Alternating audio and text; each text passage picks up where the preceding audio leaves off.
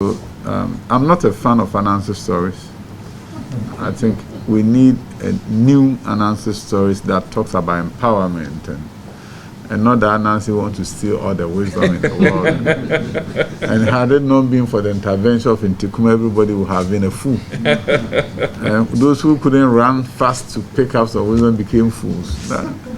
I don't want that.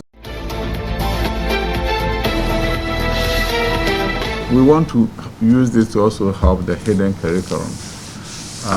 The explicit curriculum is what you do in English and math. Hidden curriculum are the messages that we bury in stories to change the mindset of students to form their culture and their values. So I'm not a fan of Ananse stories. I think we need a new Ananse stories that talks about empowerment and not that Ananse want to steal all the wisdom in the world. And had it not been for the intervention of Intikum, everybody would have been a fool. And those who couldn't run fast to pick up some wisdom became fools. I don't want that. I don't want Ananse who faked his death and told them, yeah, people will say that, oh, in the end he was caught. No. We should not encourage Ananse who cheat people. So we need a kind of a different shift in storytelling. And then every week, if we can do something on a hero, a Ghanaian hero, an African hero. And the first one should be about Kofi Annan. And I'll tell you why. I think every third grader in Ghana should know the story of Kofi Annan. It's about empowerment. So whether the child from Wale Wale or Sabzugu or from Antobam and Memphis Central, you'll be able to say that, oh, a Ghanaian was almost like the president of the world. I can. It's about empowerment. And that should be part of the hidden curriculum. That is not something in a subject, but we're talking about, it's not history. We're talking about story of the guy and what he did for a child and told to children.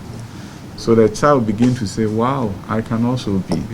What we underestimate is the can-do spirit and attitude. When it's imbued in children, what it will do for our nation.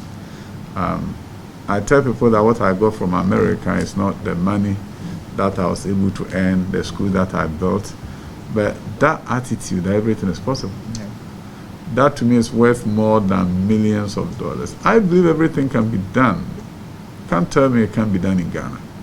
If it can be done in Ghana, then we are not thinking. This is why people are not smarter than us. They will sit around the table and find a solution to a problem. They won't sit here and say it's impossible. Yeah. So I want to see a Ghanaian dream, the same way that they talk about American dream. A child aspiring to be great in this country and making it possible for him to become great because you've made it possible for him to believe in herself.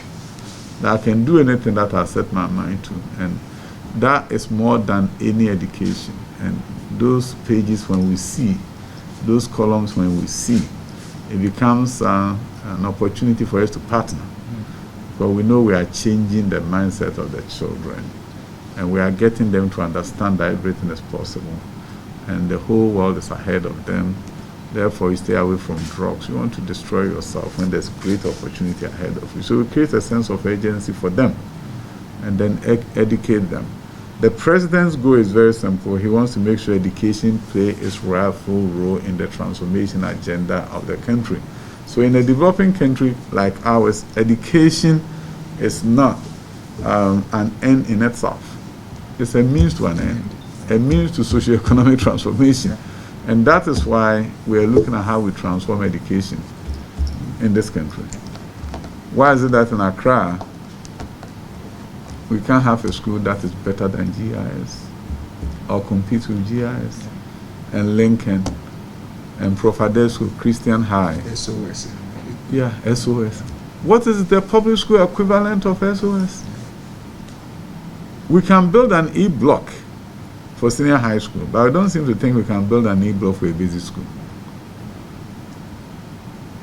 That is the paradigm shift that the president has empowered me to bring about. And that's the transformation we're going to do. In the next few years, you're going to see some schools that you may not believe is public. We're going to focus on STEM, science, technology, engineering, and mathematics education. And we're going to focus on it in such a way that will create a pipeline for the engineers we need, for the doctors we need, right from primary school, junior high school, and high school. We are not waiting for the child to get to the university to say that, oh, I want to be a medical doctor, and then the school will say, oh, you can't get medicine. By the way, you get engineering. Those are not the kind of engineers you want. You want children who are aspiring to be engineers, literally from the womb. Grew up thinking about engineering. Everything they talk about to their parents was about engineering. They were talking about how we can build cars. By the time they get to the university, they are going to be the engineers that will innovate. But it doesn't happen by chance in other countries. In our case, we want it to happen by chance. It doesn't work. When we sit there and don't put ourselves in that space for the children to blossom, so that by the time they get to the university, then they can innovate and reimagine everything that we've been doing that has been failing. So we are looking at STEM schools. There are 10 schools that the government is building. Some are Bomusu, Pasenke in the north, Daba in Ashanti, Awaso in western region. And all these schools are going to be STEM schools, science, technology, engineering, mathematics schools. Every student that comes there will do STEM. And some people are going to say, science is not for everyone. No, science is for everyone. It's the way we teach it. Mathematics for everyone. It's the way you teach it. My schools in the US, every child had to do biology, chemistry, and physics. And they did it. But those who are slow came to school on Saturdays to get extra support so that they can catch up with their friends. And they will make the teaching of mathematics so practical and so real that nobody can say they are afraid of it. Because we use the classroom to teach them mathematics. You have this pillar here, that column there. The corner there is your 90 degrees. So what is so difficult about geometry? There's nothing that we can teach geometry in this class. Circles are everywhere. And if a line touches a circle, it causes a tangent. It's not difficult. But it's the way we teach it. And we need to take the fear out of it. Get everybody to explore STEM and move up. And then create a pipeline from high school to universities. And then take away all the things that does not make the system work. For example, visual artists, to me, they are the smartest people in the world. Last year, 82,000 students did visual arts. And none of them will become an engineer in Ghana. I tell a story of Kojo Mensah, who had a dream, and God told Kojo, you are going to be the best engineer the world has ever known. And Kojo said, God, you don't know me. And God said, I created you. How can you say I don't know you? And he said, God, in Ghana, a visual art student will never be an engineer. He forgotten that God was going to send him to America. In America, he will become.